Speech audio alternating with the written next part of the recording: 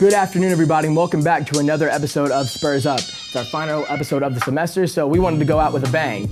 We have co-hosts coming on to join us. They are Matt Bumbaca, the former co-host of Spurs Up, as well as Mills Hayes, former student body vice president and former station manager of SGTV. We all have the privilege of being joined by President Pastides. And I'll tell you what, Jack, we're all excited for him to be here.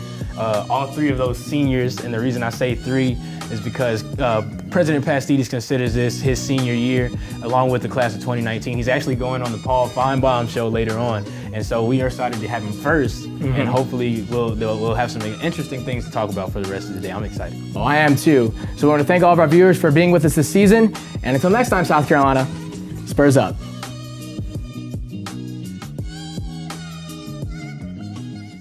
Thanks, Jack, and welcome to the Spurs Up season finale. It is the senior show alongside Mills Hayes. I'm Matt Bumbaca, and we are joined by the president of the university, Hayes Pastides. Thank you very much for coming on. Go Cox.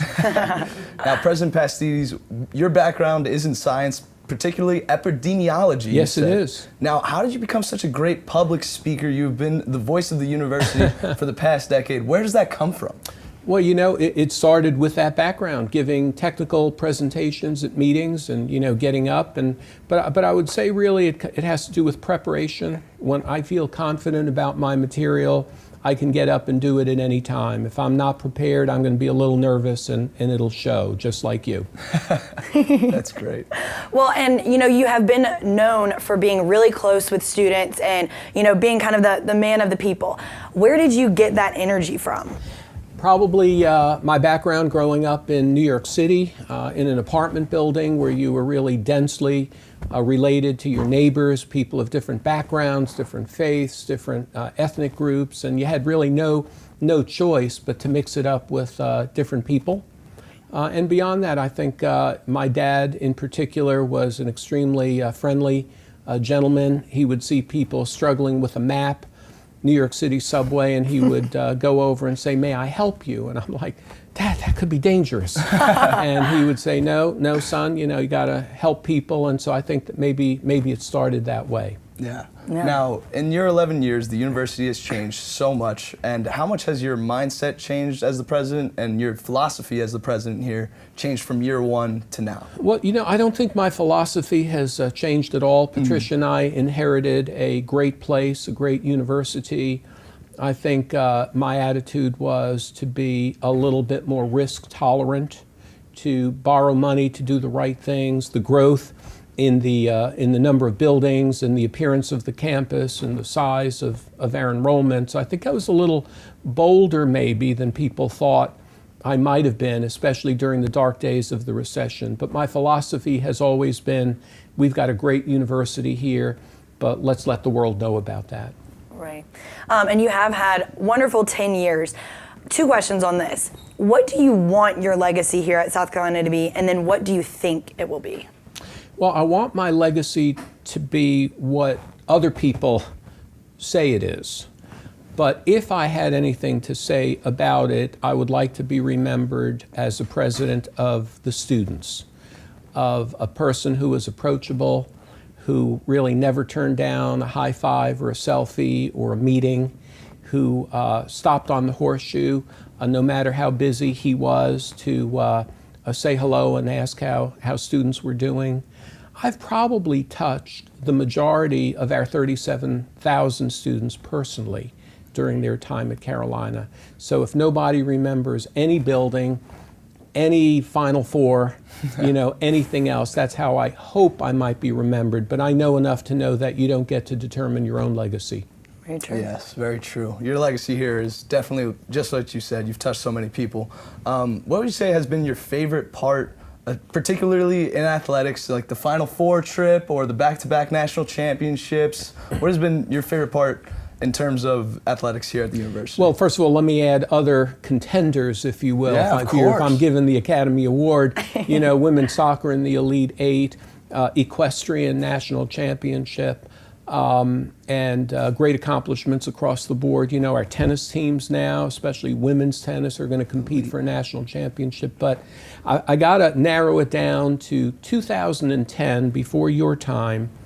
the Gamecocks have been to the World Series before, but never really make it all the way.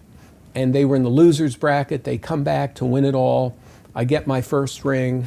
They come back, win it in 2011, and runners-up in 2012. Very few universities ever have a run like that.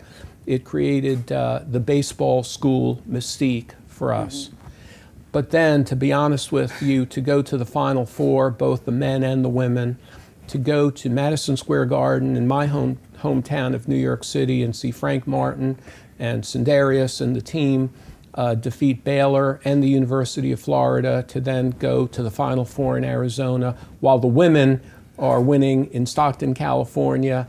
That's got to be right up there too. It's hard to pick between those two. Then with Coach Spurrier, 3 11-win seasons, winning bowl games, finishing number 4 in the country in football. I've got a ring collection. Oh, wow. I'm going to leave a lot of things back, maybe for the archives, but I'm taking those right with me. You'll take the jewelry. Yeah. And to go off of that question, the university is a research-based university, and people come here, to get a degree. Why are sports so important to the college experience? A wise man once told me, and he is the leader of Cambridge University in England, that American higher education got it right for 3 reasons. We have residential life, so you live and learn all together 24/7. The best universities in Europe, by and large, you take a train or a bus, you go to class and you come home. Number 2, we have a core curriculum. We require you, like it or not, to take a liberal arts and sciences background. Even if you're going to be a professional journalist or whatever your choice, you've got to take history, math, and the liberal arts. And number 3, athletics, because it engenders a spirit, a loyalty, and a lifelong camaraderie that is not mimicked anywhere else. So athletics is the front porch of the university, I always say. It's not more important than the kitchen or the living room. Your degree is more important than that, but if you only commuted here and got your degree, you probably wouldn't be a Gamecock for life. That's how important athletics is.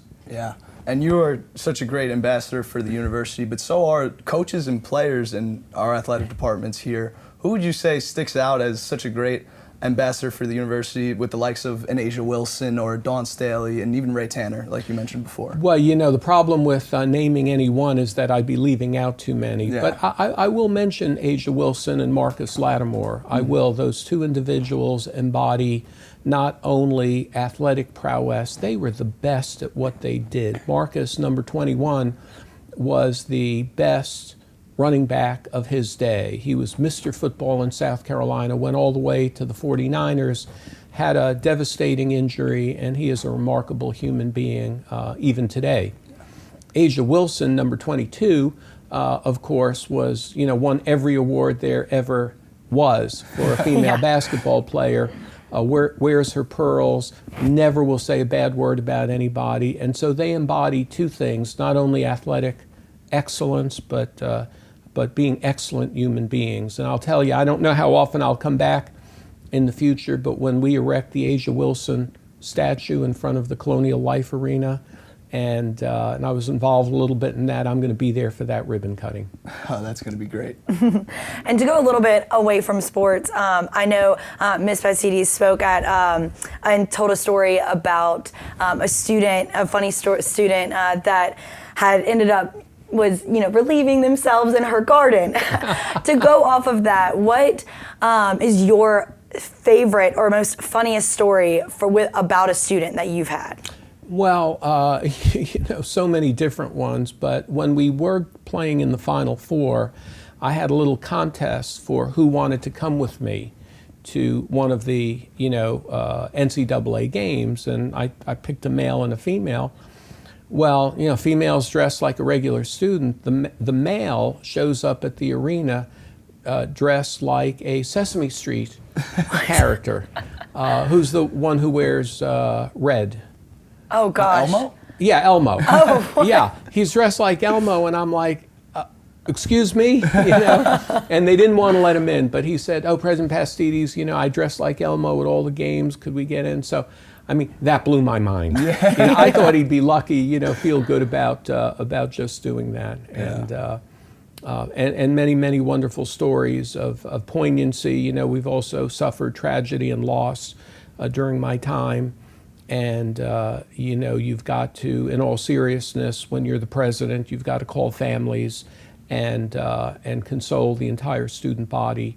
But you all are incredible.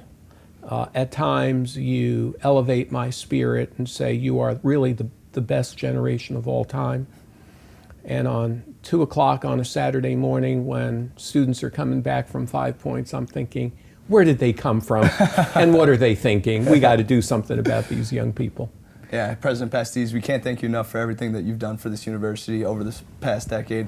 I have one last question for you, and that is, what do you got planned for after this last run? Well, you know, thank you for that question. I'm reading a book called Finding Focus, and it reminds us that, you know, during our work lives, we become master jugglers and really, really good at doing many things at the same time. We call it multitasking. I'm going to learn to drop a bunch of balls that I've been juggling one at a time and watch them drop on the ground and feel good about it until I get down to a small number of balls where I can focus again, you know, feel healthier, sleep better, and devote myself to a lot of community service and some professional things as well, be an even better husband, father, and grandfather.